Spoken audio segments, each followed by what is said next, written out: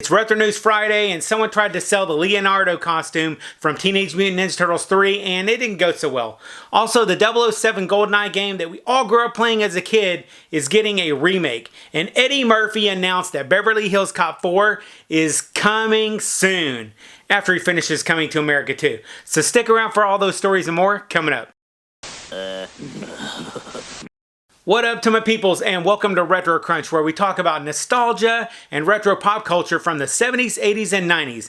So make sure that you subscribe and hit that notification bell down there. And with that, let's get on with the news. In our first news of the week, if you are a fan of the Teenage Mutant Ninja Turtle movies, there was a recent auction for the Leonardo costume that was worn in the third movie where the Turtles go back in time. Not my favorite movie of the Turtles franchise, but I still do like the Turtles look way better than the newer movies. But just in case you're wondering, the movie costume did not sell at the auction, so you still actually have a chance to bid on this again.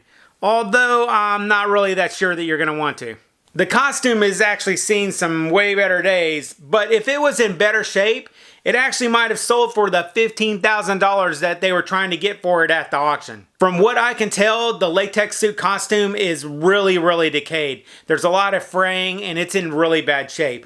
And the pictures don't do it any justice. You can see the latex is pretty much falling apart everywhere on the suit. And his teeth, they're like fully exposed. I would have tried to somehow pull those lips over the teeth just to give it a little bit more of a natural look. The thing looks more like Audrey 2 from Little Shop of Horrors than a Ninja Turtle, and I cannot get that out of my head. This is a real shame too, because this is not the first time that I've talked about a movie prop that was falling apart. The original Back to the Future 2 shoes that Marty wore, they were just about as bad, if not worse, but the thing is, they actually sold at auction. Matter of fact, I want to give a shout out to one of our subscribers, NBA C Police. He let me know about the basketball star Dwight Howard ending up owning those shoes, and I did find an article on this that confirmed it, so thanks for that. I will link to the auction for the Leonardo suit if you want to track this costume down, just in case you want to bid on the re-auction if they end up having it. I might have paid like $500 for it. Yeah, $500. Matter of fact, if I would have bought it, I probably would have wore it around the house all the time. Hell, I probably would have been doing this show in that costume all the time. So, too bad they didn't list it for less. It is what it is. Then I want to talk about the 25th anniversary remake of the 007 Goldeneye video game. There is already some footage for the remake, and from what I've seen so far, the developers are doing a really good job on staying faithful to the original. The game is still in development right now, but it is supposed to be released on August 25th, 2022, which is going to be the 25th anniversary of the game. And it's going to come with a slew of improvements compared to the original.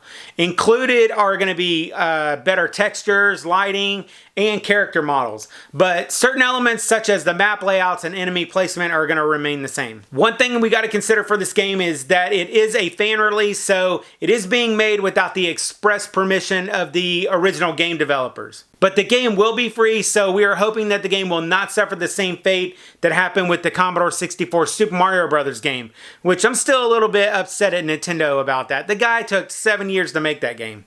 And then next up, Eddie Murphy announced in an interview with Collider.com that Beverly Hills Cop 4 is going to be his next movie that he's going to work on after he finishes Coming to America 2. He did say that he plans to go right into that project next, while he also plans to start doing some stand-up comedy too. This is some interesting news since Dolomite Is My Name is about to hit Netflix, and Eddie just announced that he's going to be going on Saturday Night Live in December. So right now, Eddie has a lot of projects and plans that he's working on. I'm curious on if they're going to be bringing back any of the cast from the first 3 movies.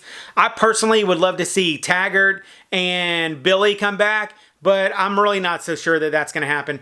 I would like to know, though, what you guys think, so let me know in the comments down below. And then if you'd like to find out a little bit more about this Beverly Hills Cop 4 story, I actually talk about it in another video right here. And I want to let you know about a few more retro stories that are going on this week, so here we go. There is a new book that is focused on the rise of Run DMC and the Beastie Boys that's called Together Forever that just dropped on October 1st.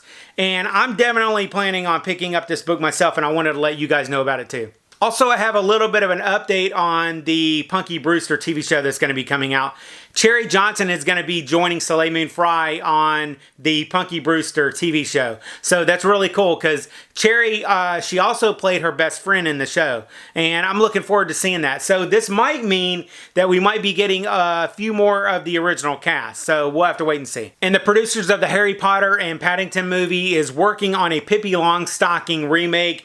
But there's really not much news on it. But I do have a quick Pippi Longstocking story for you guys. Around 1986, I tagged along with my sister for a audition that she was going to do for the New Adventures of Pippi Longstocking.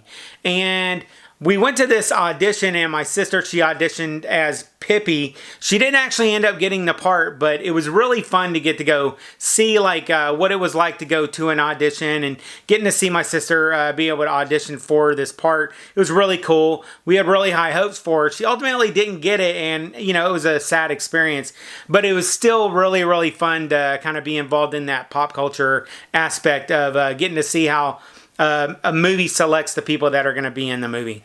That was fun. And if you're into retro and nostalgia pop culture, be sure to check out our next video that is right over there. I'll catch you on the flip side, and remember, if it ain't retro, it ain't worth watching.